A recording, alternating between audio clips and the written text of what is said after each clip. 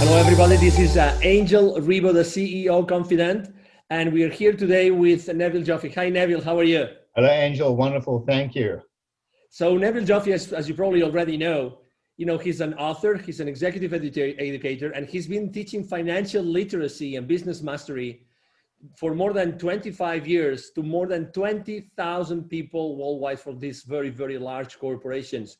And we are here today because I would like to actually share a few ideas regarding financial literacy and diversity and inclusion. The first question would be for you, Neville. You've been teaching, basically, you've been helping companies, business operators and executives how to be aware of the financial implications of their business decisions. Why is that important, Neville? Angel, shareholders and investors in corporations have a certain vision about what they want to see in return for their investment. And it may surprise a lot of people to know that investors in large corporations in particular don't really care that much about what the company does. I mean, you think about people who buy shares in a wine company or a beer company may not even drink wine or beer. So it's not really about the product, it's about the return they get on the investment. And to that end, everyone in the organization needs to understand the financial implications of what they do and how they link or how they align, if you will, to what shareholders expect from their investment, because people tend to work in silos. They need to see the bigger picture and understand how to join all the dots between what they do and what the shareholders see in their financial statements. So I remember that, one of the many things that, by the way, people, they might not remember or know is that you actually were leading an organization with 400 unionized employees. And those employees were from so many different countries with so many different orientations. What did that role, that diversity on your company, what role did it play in your company? Wow, Angel, in those days, we didn't even know the word. I'm going back more than 25 years, in fact, close on 30 years when I started this. We'd never heard of the word diversity. We'd never heard of the word inclusion. It's just something that some people did or some people didn't do. There was no legal requirements, anything in those days. There was not even an awareness of it. And this company that I bought into was going through some financial challenges. And in those days, we were dealing with double-digit inflation. We were dealing with NAFTA, huge price pressure and demand from the market.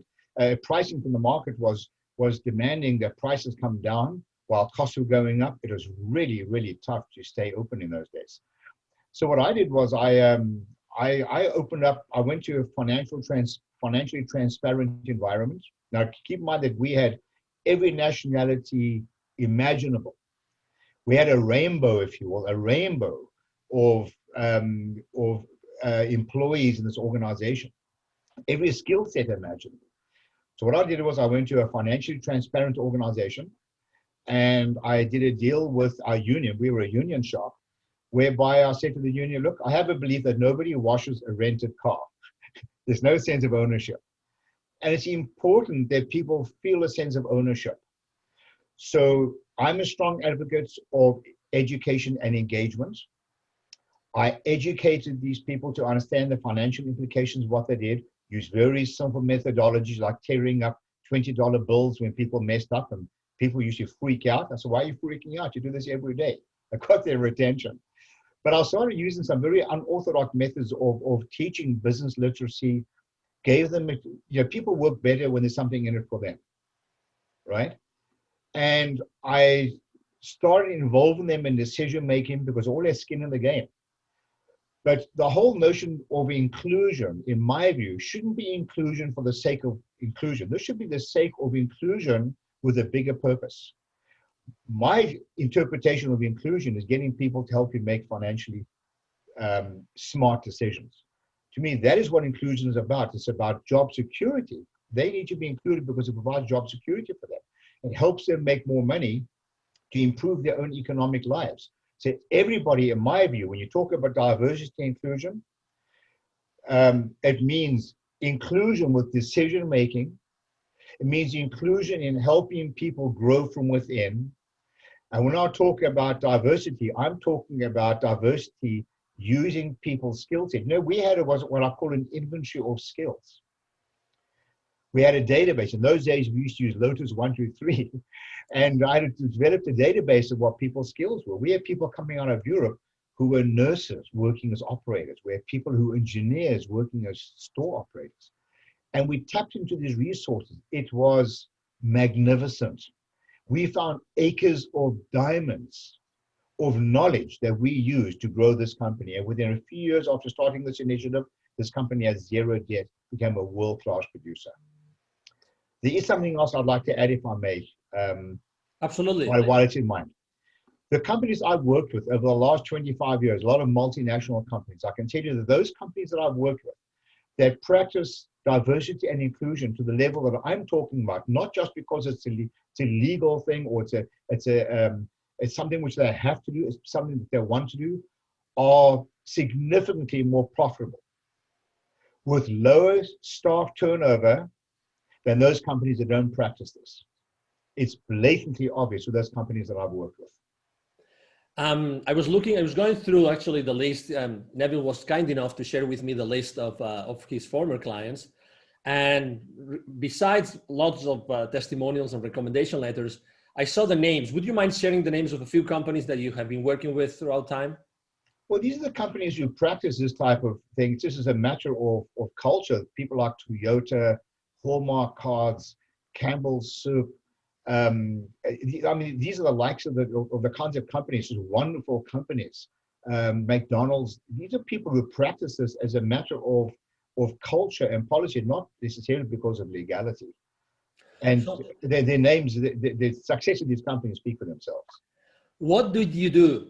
Because I would like to use, people probably don't know yet because it's very close to launch, but Neville has been working on a book for a few months now. And my question is, when you had this inventory of skills, I would like to use one of your Nevillisms. You had that inventory of skills. So what? What did you do with it? Well, over the years, a lot of people who have been through my program said, Neville, you got to write a book about all these Nevillisms. And I have some statements that I use, which I love to use during my education program. For example, don't examine numbers in isolation. Revenues are vanity, profits are sanity, cash flow is reality.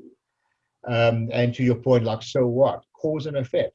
I created a culture of cause and effect in my company. If you do X, what will happen? If you do Y, what will happen? What are all the touch points that are affected as a result of your decisions?